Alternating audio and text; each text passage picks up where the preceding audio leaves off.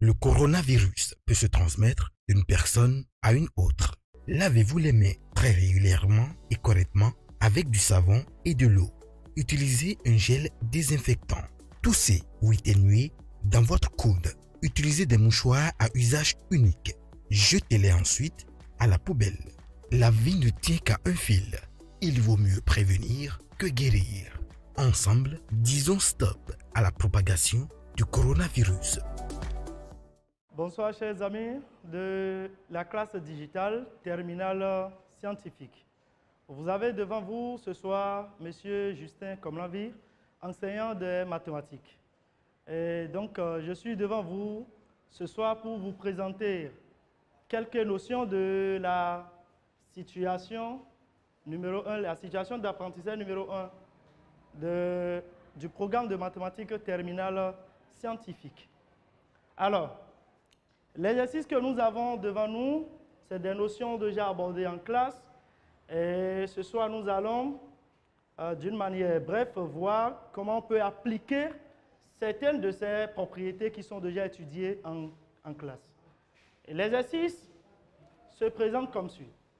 On dit l'espace est muni d'un repère orthonormé OIJ, K. On donne les points A, coordonnées -1, 2, 3, B, coordonnées -1, 2, -2, C, coordonnées -3, 0, 4.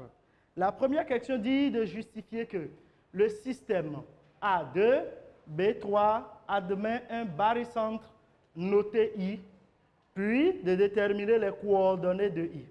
Et là, nous allons prendre les éléments de réponse. Éléments de réponse.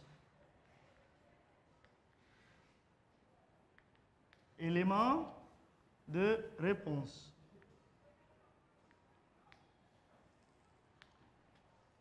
Si je prends la première question, et comme je le constate déjà, vous êtes en train de réfléchir sur cela, pour voir à peu près comment vous allez aborder ou bien comment vous allez répondre à ça. OK. Ensemble, nous allons voir. La première question dit de justifier. Donc, justifions que le système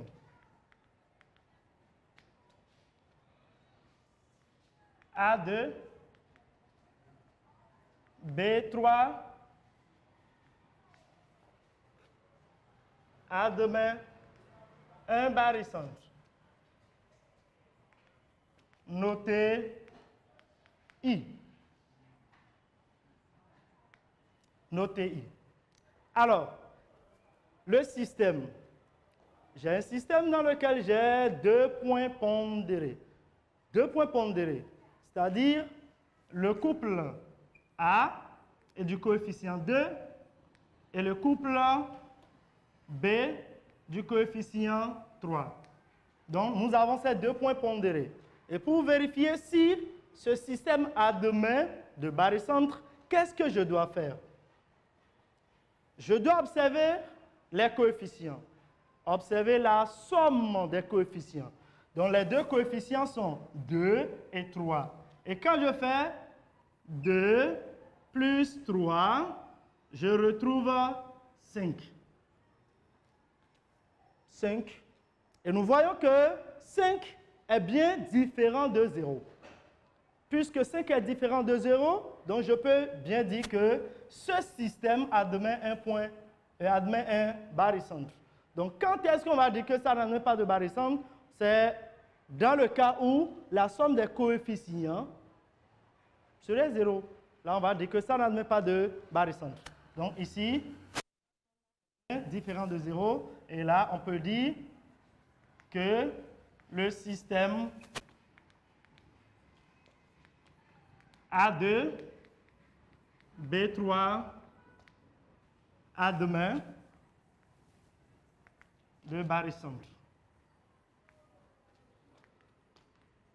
Notez I. La question qui suit, toujours au niveau de la question numéro 1, dit de déterminer les coordonnées de I, les coordonnées de ce barycentre. Donc, les coordonnées de I.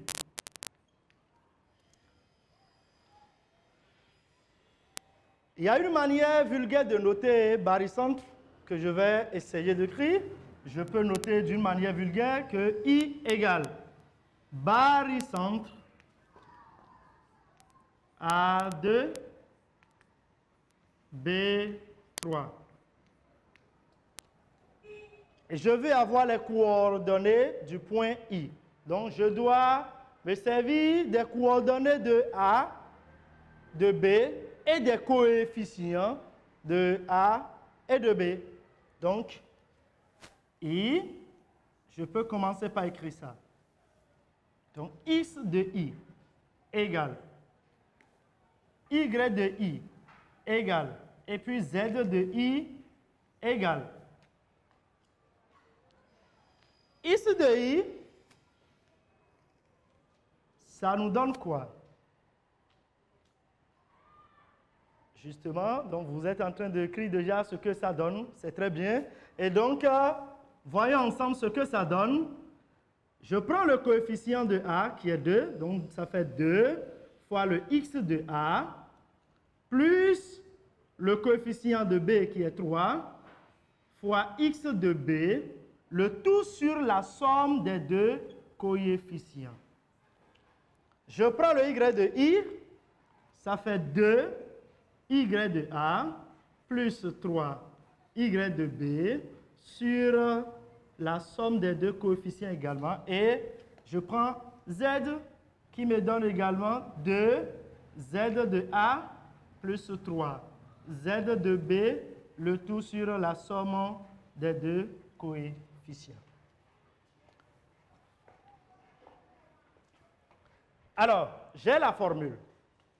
Maintenant, puisque nous avons déjà les coefficients de A, et je dis coefficients, nous avons les coordonnées de A et de B, on va remplacer dans la formule.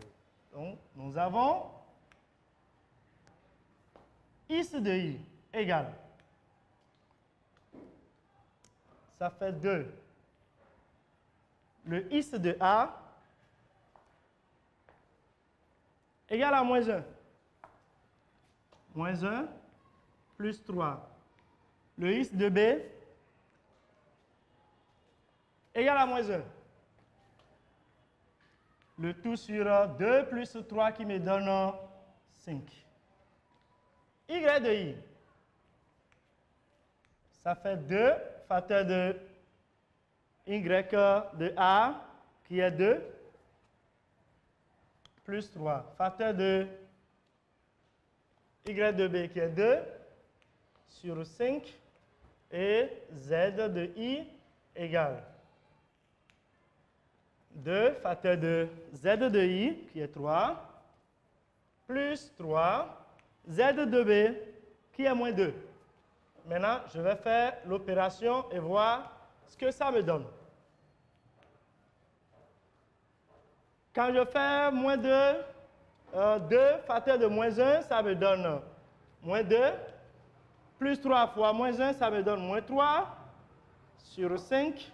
Donc, ici, j'obtiens moins 5 sur 5. Autrement dit, je peux dire que ça me donne moins 1. Je simplifie. Donc, je peux commencer par dire que X de I égale à moins 1. Y de I. Je fais l'opération également. J'ai 2 fois 2 qui me donne 4, plus 3 fois 2 qui me donne 6, le tout sur 5. Donc, en haut, au numérateur, j'ai 10 sur 5, 10 sur 5 qui me donne 2. Donc, le Y de I égale à 2. Et le Z de I, j'ai 2 fois 3 qui me donne 6, plus 3 fois moins 2 qui me donne moins 6. Donc, j'ai plus moins 6. Le tout sur 5. Autrement dit, j'ai 6 moins 6 sur 5. 6 moins 6, ça me donne 0. 0 sur 5, ça me donne 0. Donc, j'ai le Z de I égale à 0. Et donc, je peux dire que I, qui est le barycentre de A de coefficient 2, et B de coefficient 3, a pour coordonnées moins 1, 2 et puis 0. Donc, voilà la première question qui a été posée. On va avancer dans cela. La deuxième question, on dit de démontrer que l'ensemble des points M de l'espace, tel que 2MA plus 3MB, vectoriel MA moins MC égale au vecteur nul, on me dit de démontrer que cet ensemble est une droite et dont on précisera un repère. Alors, je vais réécrire. Question 2. Démontrons que l'ensemble D est une droite dont on précisera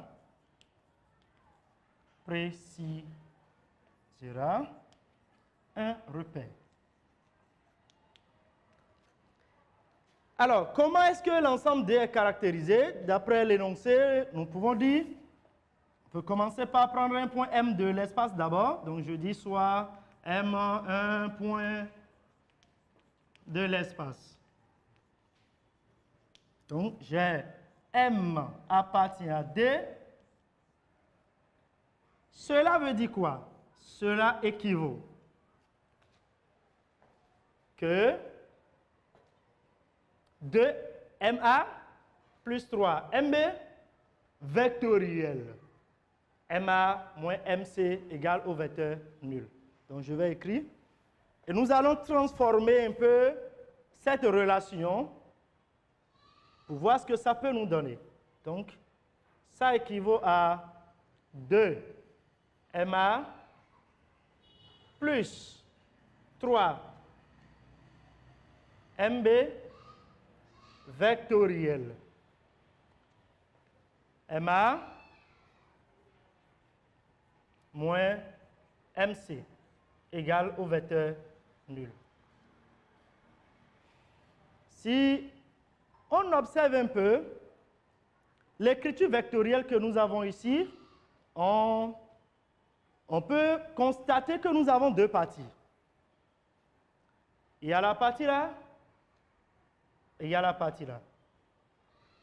Et c'est le produit vectoriel de ces deux vecteurs qui nous donne vecteur nul. Si je prends le premier vecteur, c'est-à-dire cette somme, qu'est-ce que je constate? On me dit 2MA plus 3MB.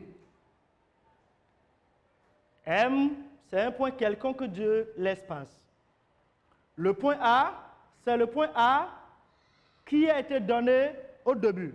Le point A qui a pour coordonnées moins 1, 2, 3. Et le point B, c'est le point B qui a pour coordonnées moins 1, 2, moins 2. Et voilà la somme que nous avons.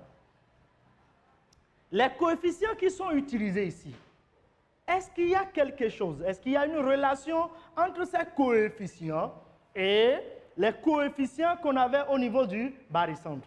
Parce qu'on nous avait parlé d'un barycentre. On nous avait dit que le point I est le barycentre du système A2, B3. Et si nous observons un peu, nous constatons que le coefficient du point A dans le barycentre, c'est ça qui est devant le vecteur MA. Et le coefficient du point B dans le barycentre, c'est ça qui est devant le vecteur MB. Donc, nous voyons que ici, on a juste utilisé les coefficients qui sont au niveau du barycentre. Alors, une parenthèse. Si au début, on ne nous avait pas parlé d'un barycentre, comment est-ce qu'on pouvait régler ce problème? Si on n'avait pas parlé de barycentre, alors on va tout simplement faire la somme des coefficients. Si on fait la somme des coefficients, si on voit que la somme est nulle, ça veut dire qu'on ne peut pas parler de barycentre. Ce qui veut dire que cette somme serait indépendante du point M. Mais par contre, si on fait la somme et que la somme est non nulle, ce qui veut dire qu'on peut utiliser un barycentre au niveau des points qui sont là. Mais ici, nous voyons que l'énoncé nous a déjà parlé d'un barycentre. Le barycentre I de A de coefficient 2 de B de coefficient 3. Donc, nous allons utiliser ce barycentre pour réduire cette somme. Donc, je vais réécrire la somme là et on va réduire ça. Donc, nous avons 2 MA plus 3 MB égale. Comment je vais utiliser le barycentre? C'est bon? Pour utiliser le barycentre, comme je viens de le constater, chacun de vous déjà vous avez dit ce qu'on peut faire. Et voilà ce qu'on va effectivement faire. Nous allons insérer le point I qui est le barycentre dans chaque vecteur et utiliser la relation de quoi? De chasse. Merci. Donc, nous avons 2 facteur de MI plus IA plus 3 facteur de MI plus IB. Voilà ce qu'on obtient si on utilise la relation de chasse avec le point I. Maintenant, on va développer 2 fois ça, j'obtiens 2 MI plus 2 IA. Ici, j'obtiens 3 MI plus 3 IB. Je vais mettre ensemble les choses, les vecteurs qui comportent bien, qui contiennent le point M. Donc, je vais avoir 2 MI plus 3 MI qui me donnent 5 MI. Et j'ai 2 IA plus 3 IB. Voilà. Maintenant, si nous prenons barycentre, on a dit que I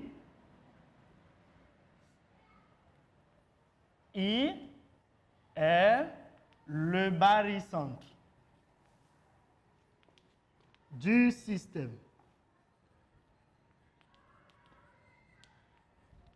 A de B3.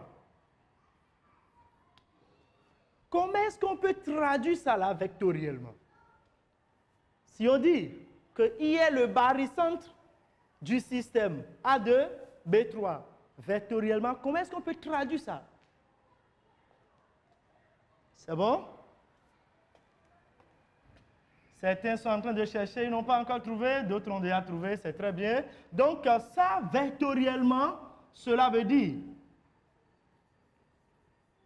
que 2IA plus 3IB égale au vecteur nul. Donc, j'ai 2IA plus 3IB égale au vecteur nul. En utilisant cette relation dans la somme que je suis en train de réduire, qu'est-ce que je vais obtenir? Donc, cette partie est égale au vecteur nul. Donc, ainsi, on a 2 MA plus 3 MB qui devient 5 MI. Parce que nous avons dit que cette partie est égale au vecteur nul. En utilisant le fait que I est le barycentre du système A2, B3. Donc, j'obtiens ça. Je garde ça d'abord. Et je peux noter 1. Je prends la deuxième somme. MA moins MC. Ça peut nous donner quoi? Si nous observons un peu cette somme, nous voyons que la somme des coefficients ici, les coefficients, je peux dire ici, le coefficient de MA, c'est 1. Le coefficient de MC, c'est moins 1. Et si je fais 1 moins 1, j'obtiens quoi? J'obtiens 0.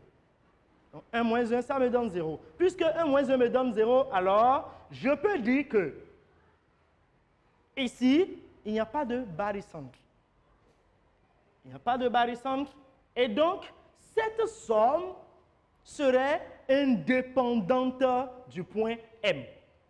Et comment je vais faire pour réduire cette somme? Je peux utiliser le point A ou bien je peux utiliser le point C. Comment je vais l'utiliser? Si c'est le point A que je vais prendre, je vais l'insérer dans le vecteur MC en utilisant la relation de chasse toujours. Ou bien, c'est le point C que je prends et j'utilise la relation de chasse de l'autre côté. Et j'obtiens quoi alors?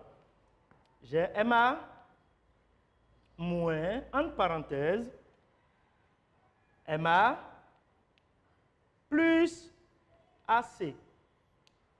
Ce qui nous donne MA moins MA moins fois plus, j'obtiens ici moins AC. Donc j'ai MA moins MA, donc ça se simplifie. Et là, j'obtiens moins AC, que je peux encore écrire CA, si je ne veux pas laisser le moins qui est devant là. Donc j'ai MA moins MC qui me donne le vecteur CA. Donc comme ça, je viens de réduire chaque somme qui se trouve dans cette relation. Et donc, après la réduction, qu'est-ce que je dois faire? Je dois justement ramener chaque résultat que j'ai trouvé. Donc ici, pour ce résultat, je peux l'appeler quoi? Je peux noter ça 2 parce que j'avais noté l'autre 1. Et celui-là, je peux peut-être écrire ça ici. Voilà. Ben, certainement, certains ont déjà fini de recopier cette partie. Si tel est le cas, je vais effacer cette partie parce que j'ai besoin de ça.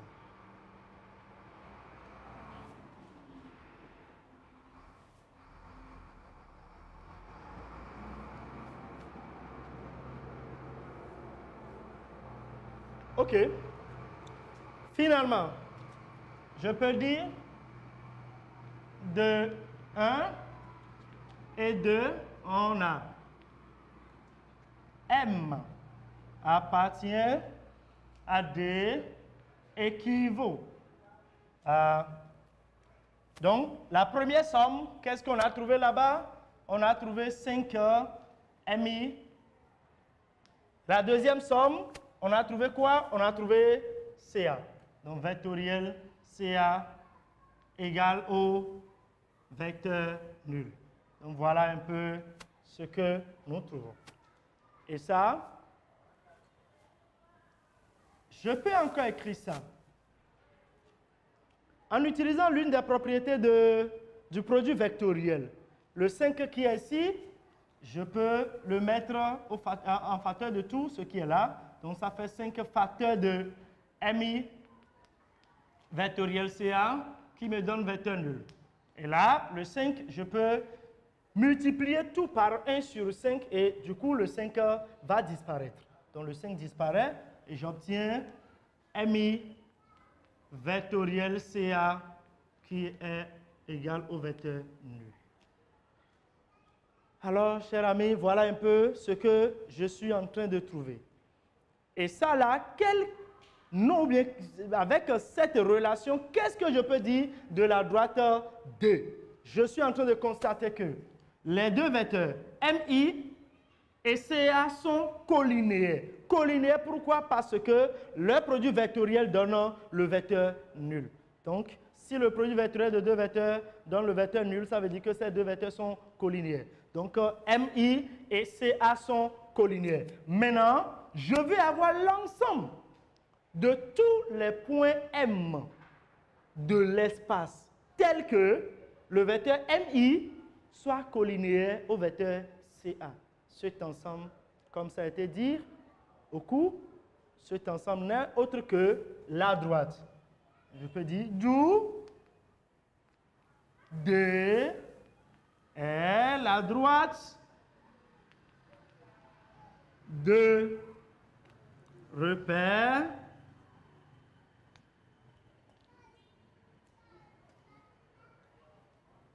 I, CA. Si je dis que D est la droite de repère ICA, ça veut dire quoi? Cela veut dire tout simplement que le point I est un point qui appartient à la droite D et que le vecteur CA n'est autre qu'un vecteur directeur de la droite D. OK. Donc, comme ça, nous venons de répondre à la question numéro 2. Question 3. Petit a. On dit de démontrer que la droite D' et D', qu'est-ce qu'on connaît de D'? Ce qui est donné là, c'est une représentation paramétrique de la droite D'. Je dis bien une représentation paramétrique. Une représentation paramétrique pour dire que si je prends une droite, je peux avoir une multitude de représentations paramétriques de ça. Donc ici, c'est juste une représentation paramétrique de la droite D'. Donc on me dit de montrer que cette droite D' et la droite D que je viens de déterminer, que les deux sont strictement parallèles. Strictement parallèles. Strictement parallèles. OK. Je vais l'écrire. Démontrons que la droite D' et la droite D sont strictement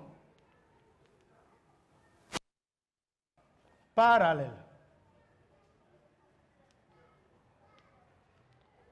OK. Quand on dit strictement parallèle, c'est sûr que des gens, directement, l'idée qui vient à la tête des gens est que, ah, je veux montrer que les deux sont parallèles. Mais attention, il y a le mot strictement qui est là. Nous devons faire beaucoup attention à ça. Ils ont dit strictement parallèle. Quand est-ce que je peux avoir deux droites strictement parallèles? Donc nous devons aller chercher ce que l'énoncé, bien, ce que la question là cache dans le mot strictement là. Donc, je sais que dans le cours, pour montrer que deux droites sont parallèles, OK, c'est bon, je dois montrer que leurs vecteurs directeurs sont collinéaires. Donc, je dois montrer que leurs vecteurs directeurs sont collinéaires. Donc, si leurs vecteurs directeurs sont collinéaires, alors je peux dire qu'elles sont parallèles. Mais ça là ne suffit pas pour dire qu'elles sont strictement parallèles. Donc, strictement parallèle veut dire quoi? Les deux sont parallèles et les deux ne sont pas confondus. Parce que deux droites confondues sont aussi parallèles. Voilà. Mais elles ne sont pas strictement parallèles. OK. Donc, donc je vais effacer la partie là parce que j'ai besoin, mais je dois marquer le point I. Je dois l'écrire quelque part parce que j'aurai besoin de ça après. Donc, je vais effacer, mais le point I, je dois l'écrire quelque part, parce que dans la suite, j'aurai besoin de ça.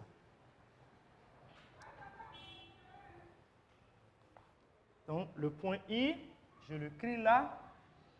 Le point I a pour coordonner -1, 2 et puis 0. OK. J'aurai besoin de ça. Donc, ici, parce que je veux montrer que les deux droites sont parallèles, je vais montrer qu'elles sont parallèles, après je vais montrer qu'elles ne sont pas confondues. Et donc, je dois déterminer un repère de chaque droite, ou bien je détermine le vecteur directeur. Donc, je prends la droite D, donc on a déjà les informations sur D, on a déjà un repère de D. Donc, D a pour repère I et puis CA. I et puis CA. Et I, je le rappelle, I a pour coordonner -1, 2, 0. Et quand je prends CA, CA va avoir quoi comme coordonnées? Dans l'énoncé, j'ai C et A. A pour coordonner -1, 2, 3. CA pour coordonner -3, 0 et 4. Donc je vais avoir coordonnées de CA. Donc ça fait X de A moins X de C, c'est-à-dire -1 moins 3. Donc, ce qui me donne -1 plus 3, ce qui me donne 2. Donc, l'abscisse, j'ai 2. L'ordonnée, j'ai Y de A, 2, moins Y de C qui est 0. Donc, j'obtiens 2. Et puis, Z de A qui me donne 3, moins Z de C qui est 4. Donc, ce qui me donne 4 et 3 moins 4 qui me donne moins 1. Donc j'ai moins 1 là. Moins 1. Je vais prendre le repère, un repère de la droite 2'. La droite 2'. Et pour lui, je peux peut-être dire quoi? Je peux dire le point A' et le vecteur U. Je peux noter ça comme ça. Et si je dis A' pour dire un point de la droite, et si je dis U pour dire un vecteur directeur de la droite D'. Donc le point A, comment il peut avoir le point A? D' a ce système comme représentation paramétrique. Et avec ce système, je peux bien avoir les coordonnées d'un point appartenant à cette droite. Par exemple, moins 1, 2, moins 2. C'est bien un point qui appartient à la droite D'. Donc, j'ai le point A' qui a pour coordonnées moins 1, 2, moins 2. C'est bien ça. Moins 1, 2, moins 2. Et puis, les coefficients du paramètre, c'est-à-dire moins 2, 1, sont les coordonnées ou les composantes d'un vecteur directeur de la droite D'. Donc, j'ai U qui a pour composante moins 2, et puis 1. N'oublions pas la question. La question, c'est de démontrer que les deux droites sont strictement parallèles. Et j'ai dit, nous allons montrer d'abord que les deux sont parallèles. Nous allons montrer que les deux sont parallèles. Et pour montrer que deux droites sont parallèles, je peux observer leur vecteur directeur. Donc, si un vecteur directeur de l'une est collinéaire à un vecteur directeur de l'autre, je peux dire que les deux sont parallèles. Et donc, j'ai CA et puis U. Et là, je suis libre d'utiliser une méthode que je veux pour pouvoir montrer que les deux sont collinéaires. Mais utilisons le produit vectoriel. Je vais faire CA vectoriel U. Ça donne quoi? Alors, il y a plusieurs manières pour pouvoir faire le produit vectoriel, mais la méthode que moi je présente souvent moi je vois que c'est facile, je présente souvent, voilà ça. Je veux faire CA vectoriel U. CA vectoriel U, je vais écrire les composantes de CA, c'est-à-dire 2, 2, moins 1. Et je vais répéter la même chose. 2, 2, moins 1. Je vais écrire en deuxième position les composantes du vecteur U, c'est-à-dire moins 2, 1, moins 2, 1. Après ça, qu'est-ce que je fais? Je vais supprimer la première partie, supprimer la dernière également. Et je vais les prendre 2 à 2. Donc, je prends les deux là, après je vais prendre les deux, et après je prends les deux.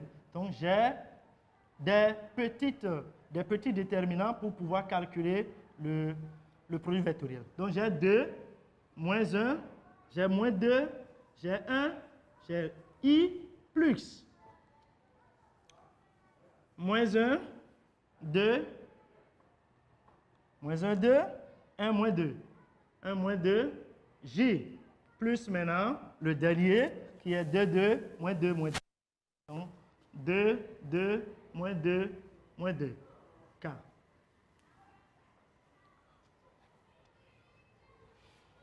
Et là, ça me donne quoi?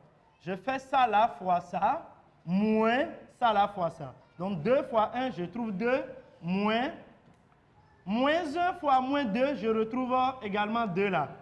I. Plus. Moins 1 fois moins 2, je trouve 2. 2 fois 1, je trouve 2. J.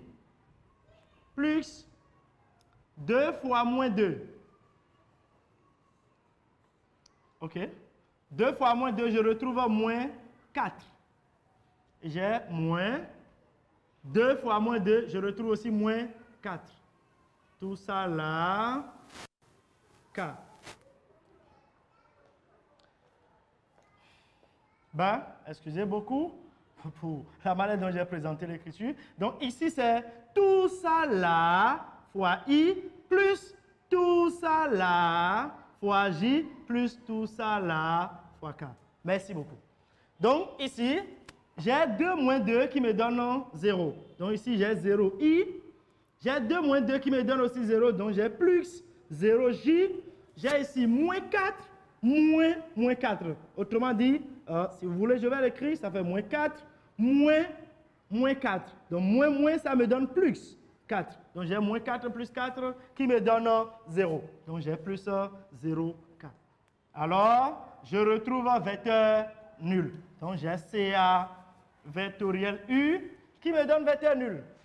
Ben, c'est sûr, des gens sont en train de chuchoter, ils ont dit, ben, il y a d'autres méthodes plus simples qu'on peut utiliser pour pouvoir trouver ça. C'est vrai. Je peux aller autrement. Je peux supposer un nombre réel alpha et je vais poser alpha. Je peux poser peut-être le vecteur CA égale à un certain réel alpha fois U. Alors, je vais obtenir un système.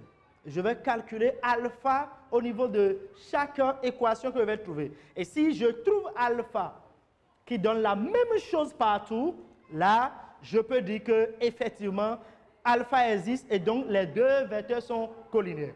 Mais au cas où je vais trouver différentes valeurs pour alpha, ou bien je vais trouver quelque chose qui est absurde, là, je peux dire que les deux ne sont pas collinéaires. Donc ça aussi, c'est une méthode facile qu'on peut utiliser pour démontrer que les deux vecteurs sont collinéaires. Donc, comme ça, je viens de montrer que les deux vecteurs sont collinéaires. Et parce que les deux vecteurs sont collinéaires, je peux dire donc que D et D' sont parallèles.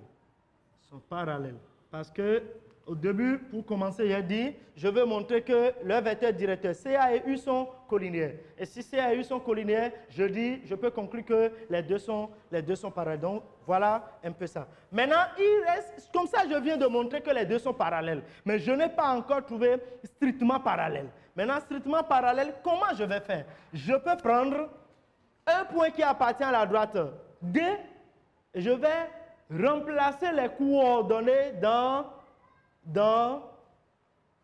la représentation paramétrique de la droite D' que nous avons ici. Si le point n'appartient pas à la droite D', là je vais dire que les deux droites ne sont pas confondues, donc elles sont strictement parallèles. Donc je vais prendre le point I parce que le point I appartient à la droite D. Donc je vais prendre le point I. Remplaçons les coordonnées de I dans la représentation paramétrique. Ben, je vois que cette partie, je peux effacer. Comme c'est déjà noté, je peux effacer ça. OK.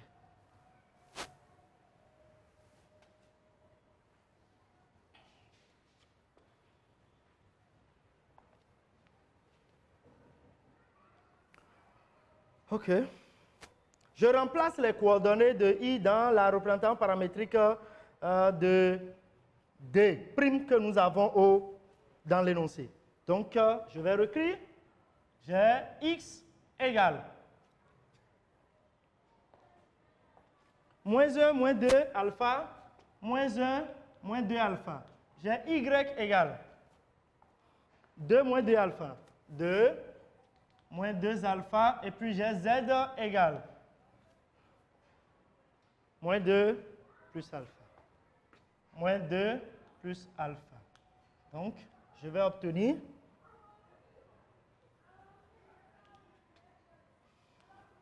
I a pour coordonnées moins 1, 2, 0. Donc, j'ai moins 1 égale moins 1, moins 2 alpha.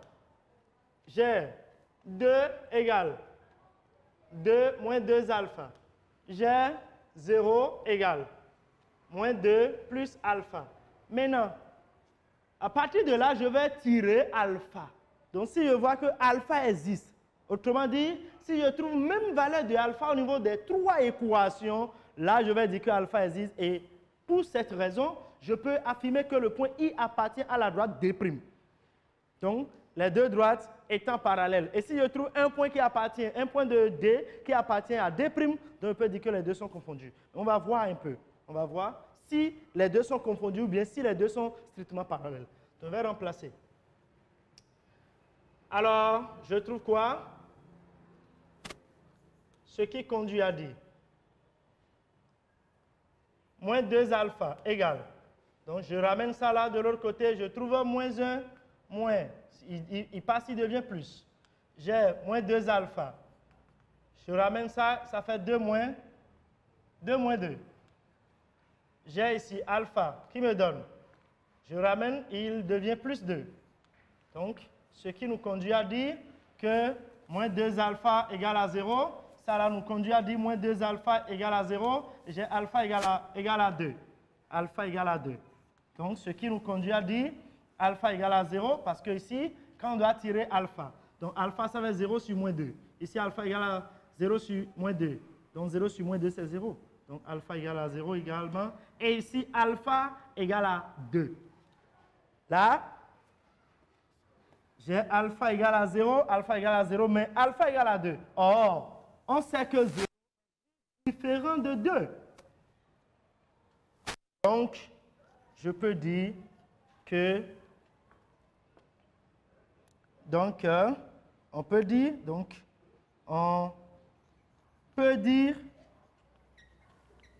que I n'appartient pas à D'.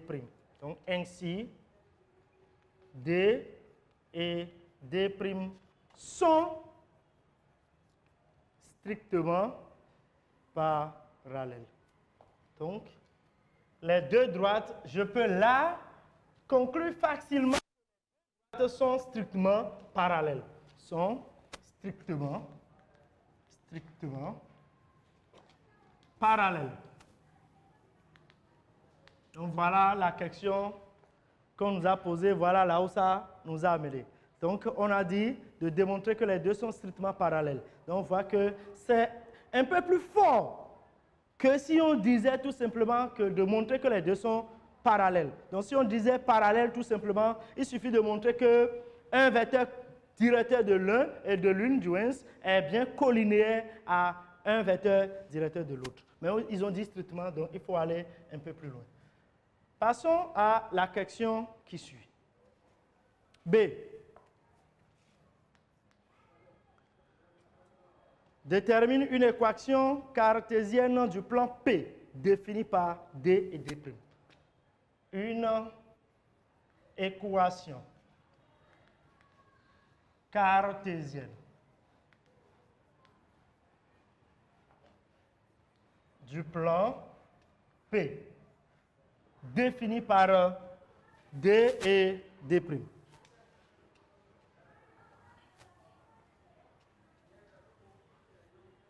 OK. La question précédente nous a montré que les deux droites sont strictement parallèles. Maintenant, on nous dit de déterminer une équation cartésienne du plan définie par ces deux droites. Et pour avoir une équation cartésienne d'un plan, tout le monde sait, on a besoin de plusieurs choses. On a besoin, par exemple, d'un vecteur normal de ce plan et d'un point appartenant à ce plan. Vecteur normal, comment est-ce qu'on peut avoir ça? C'est là le point capital. Parce que le plan est défini par les deux droites D et D'. C'est sûr que certains vont dire directement que je vais avoir un vecteur normal, je vais faire un vecteur directeur de D, vectoriel, un vecteur directeur de D'. Mais attention, attention. Nous venons de montrer que les deux droites sont strictement parallèles. Les deux droites sont parallèles. Ce qui veut dire qu'un vecteur directeur de D serait forcément collinéaire à un vecteur directeur de D'. Et donc, si nous utilisons deux vecteurs directeurs, c'est-à-dire un vecteur directeur de D, un vecteur directeur de D', on va constater que ça va nous donner un vecteur nul. Je vais écrire D. Nous avons D qui a pour repère I, CA. Nous avons D' qui a pour repère, on avait noté A' et puis U. Et pour montrer que D et D' sont parallèles, on avait fait CA vectoriel U. Et le résultat est toujours tableau. Nous avons trouvé vecteur nul. Donc, ce qui est que ceux qui vont se jeter sur cela et vont prendre CA vectoriel U, croyant qu'ils veulent trouver un vecteur normal du plan, là, et tous ils vont tomber. Donc, faisons beaucoup attention là. Faites beaucoup attention si vous êtes devant ce genre de choses. Maintenant, comment est-ce qu'on peut faire? Comment on peut faire? Voilà un peu comment on peut faire. Je vais faire rapidement quelque chose, un chemin, vous allez voir. Je prends ça. Excusez-moi. Normalement, je devais utiliser compte tenu du temps. Je vais rapidement faire quelque chose à main levée, vous allez voir. Donc ici, nous avons le plan P. Ici, j'ai la droite D, j'ai la droite D'. Donc les deux droites sont parallèles. Maintenant, on m'a dit que I est un point de la droite. J'ai ici le vecteur CA. Le vecteur CA, c'est un peu petit, mais le vecteur C est là, parce que c'est un vecteur directeur de la droite. Ici, j'ai le point A', et j'ai aussi vecteur U, vecteur directeur de la droite D'. Et donc, si je fais CA vecteur U, je trouve vecteur nul. Et là, il me faut deux vecteurs directeurs non collinéaires du plan P. Donc, je peux utiliser I A' vectoriel U. Ou bien, je peux utiliser I A' vectoriel CA. Je suis libre d'utiliser. Parce que les deux vecteurs en question, si je prends IA, je prends ça, donc les deux sont des vecteurs de ce plan et qui ne sont pas collinéaires. Je peux utiliser les deux, ou bien je peux utiliser IA et puis CA également. Donc je vais utiliser l'un des deux pour pouvoir faire le produit vectoriel et trouver un vecteur normal. Et donc, j'obtiens quoi? IA', coordonnée de ça. IA', coordonnée de ça. J'ai I qui est là-bas, le A'. Quelles sont les coordonnées de A' qu'on avait utilisées? Ça doit être quelque part, et c'est déjà OK. Le A' a pour coordonner -1, 2, -2. Donc j'ai -1, -1, donc -1, -1, je retrouve -1 plus 1 qui me donne 0. Donc j'ai 0 là, j'ai 2, -2, je retrouve 0 également, et enfin j'ai -2, -0. Donc -2, -0, je retrouve -2. Donc voilà, j'ai -2. Donc, ça c'est IA', j'ai aussi U qui est là, donc je vais écrire, on va utiliser rapidement la méthode de tout à l'heure, et comme c'est fait, vous essayez rapidement, vous trouvez ce que je suis en train de trouver.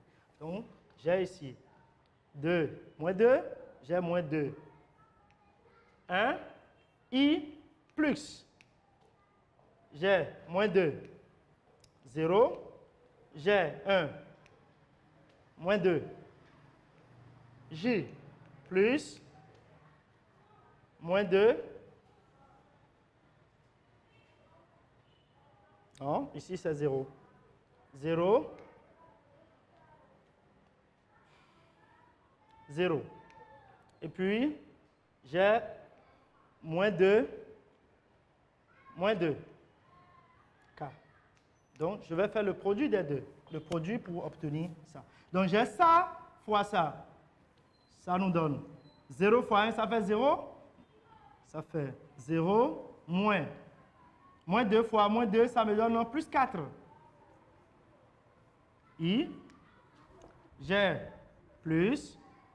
-2 fois -2, ça me donne plus 4. 0 fois 1, ça fait 0, -0.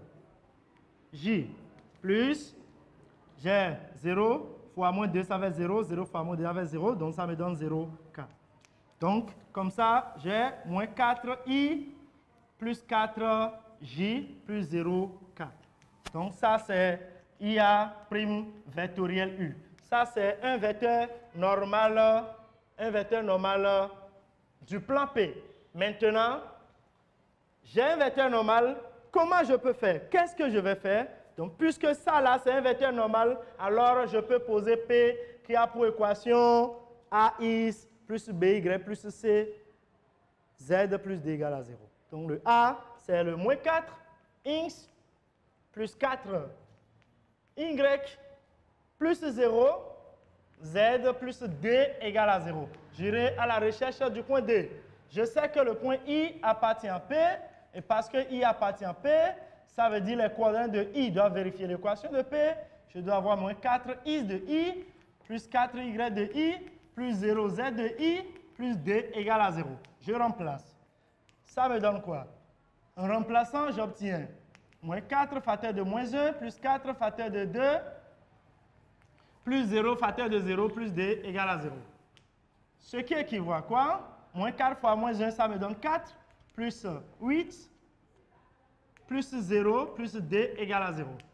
Et là, ça me conduit à quoi? J'ai 12, plus D égale à 0.